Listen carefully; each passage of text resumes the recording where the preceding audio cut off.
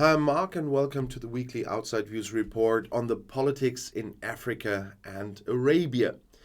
The Ugandan parliament has passed an anti-gay law. Accordingly, people who carry out homosexual acts in the East African country or do not report attempts at homosexual acts face between 7 and 10 years in prison or high fines. As the law was passed, parliamentarians kept shouting homophobic comments. One of the deputies called for the castration of homosexuals again. I talked about this last week. Human Rights Watch previously criticized the law.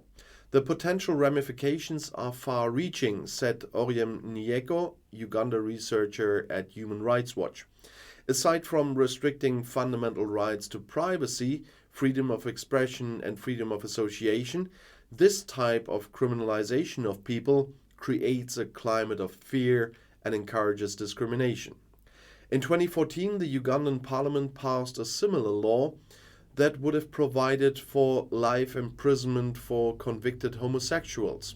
However, the Constitutional Court overturned the law due to procedural details. In other East African countries too, the climate for gays and lesbians has recently worsened. A leading politician from the Tanzanian ruling party called for the castration of homosexual people at the weekend.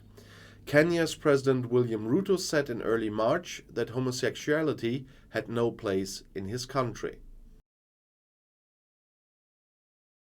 Despite a ban, thousands of people have again taken to the streets in Kenya against the government and high inflation.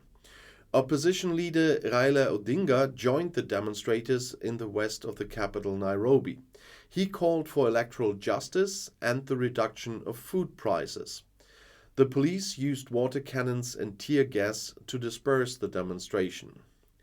The police had banned the demonstrations. Nevertheless, Odinga stuck to his call on Sunday to demonstrate against the effects on inflation every Monday and Thursday in the future. His party, the Azimio la Umoja, has spearheaded protests over rising living costs and demanding the resignation of President William Ruto. People in Kenya had already protested last week, with demonstrators and the police fighting violently. A young man was killed by police shots and 31 officers were injured. The West African country of Burkina Faso has suspended the broadcast of French news channel France 24 in the country. The country's transitional military government accused the broadcaster of publishing an interview with the head of the Al-Qaeda terrorist group in the Islamic Maghreb in early March. In doing so, the station served as a communications agency for the terrorists and created space for hate speech, they said on Monday. In December, the popular French radio station RFI was banned from broadcasting for a similar reason. In neighboring Mali, which is also governed by a military government, RFI and France 24 have not yet been allowed to broadcast for about a year. The European Union and France 24 criticized the decision. A spokesman for EU foreign policy chief Josep Borrell said in the evening that the allegations of terrorism against the broadcaster were completely unjustified. The fight against terrorism should not be used as an excuse to restrict the work of independent media and journalists. The central government in Ethiopia and its opponents in the Tigray region, which has been fought over for 2 years, are converging. The Ethiopian parliament has removed the dominant party in the area, the Tigray People Liberation Front or TPLF, from the country's terror list. According to the Ethiopian state broadcaster EBC, the majority of the 547 Ethiopian MPs voted in favor of the deletion. 61 MPs rejected the motion, 5 abstained from voting. The move is seen as a sign of detente. The Ethiopian government has been in a bloody civil war with the troops of the TPLF, the Tigray Defense Forces, since November 20.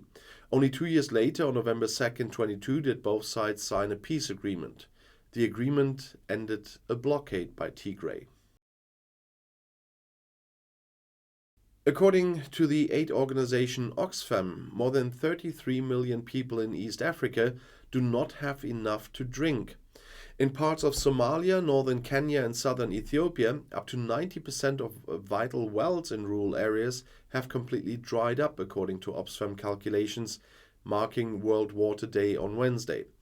In addition, the prices for drinking water in the three countries on the Horn of Africa have risen by up to 400% in some regions since the beginning of 2021 and are therefore unaffordable for the people there. The region is experiencing one of the worst droughts in 40 years. Most recently, 5 rainy seasons were well below average. According to the United Nations, nearly 10 million livestock have died due to the drought. More than 36 million people would therefore not have enough to eat.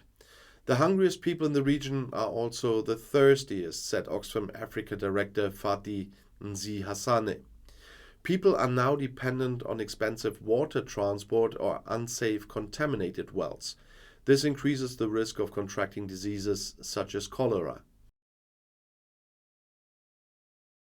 The African Union has pointed to a financial shortfall of the equivalent of more than 80 million euros in the peacekeeping mission in Somalia.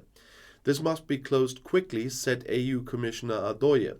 Otherwise, the use of the more than 19,600 military forces is in danger. The AU troops are supporting the fight against extremists of the Al-Shabaab terrorist militia in Somalia.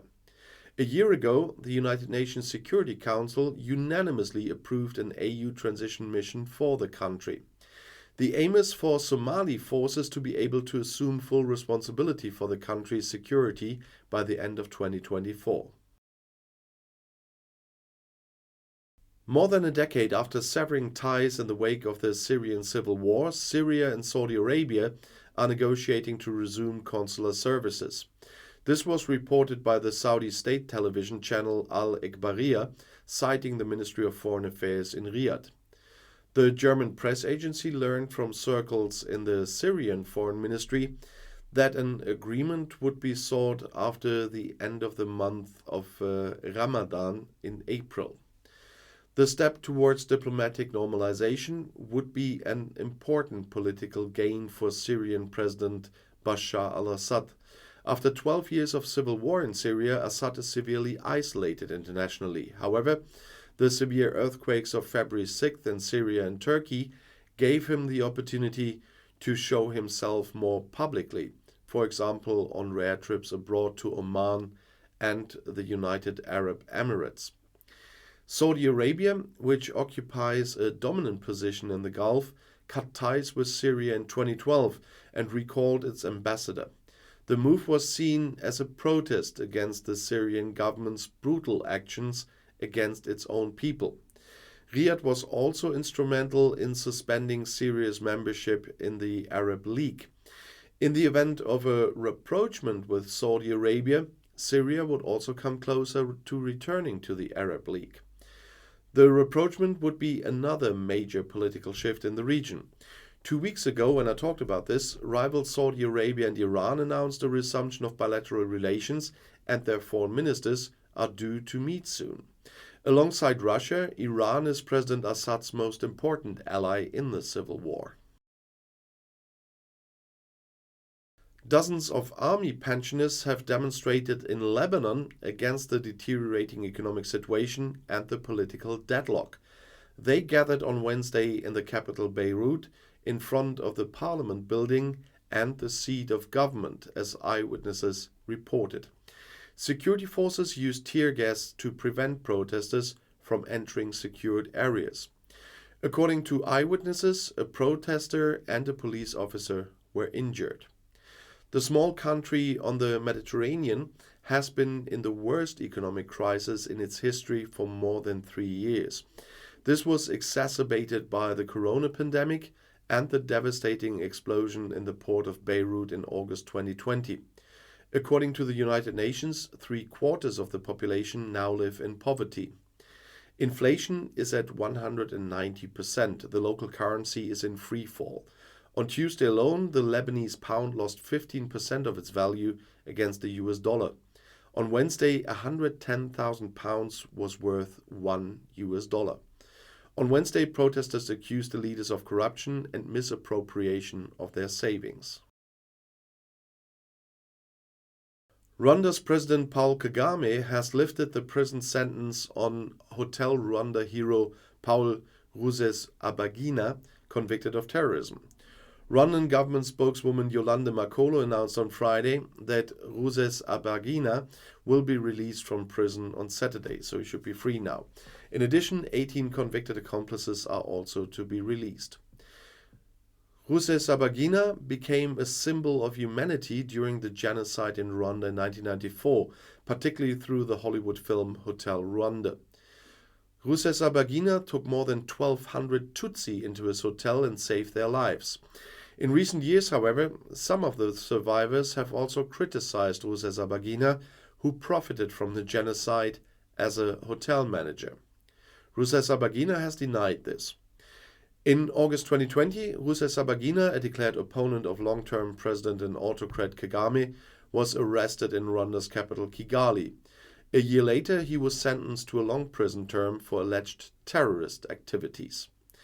And this concludes this week's report on Africa and Arabia. But today on my weekly book review, I have the heir to Hannibal Lecter if you are interested in books. And otherwise, you'll see the next video of my magazines here in the end screen. I'll see you there. I'll be back.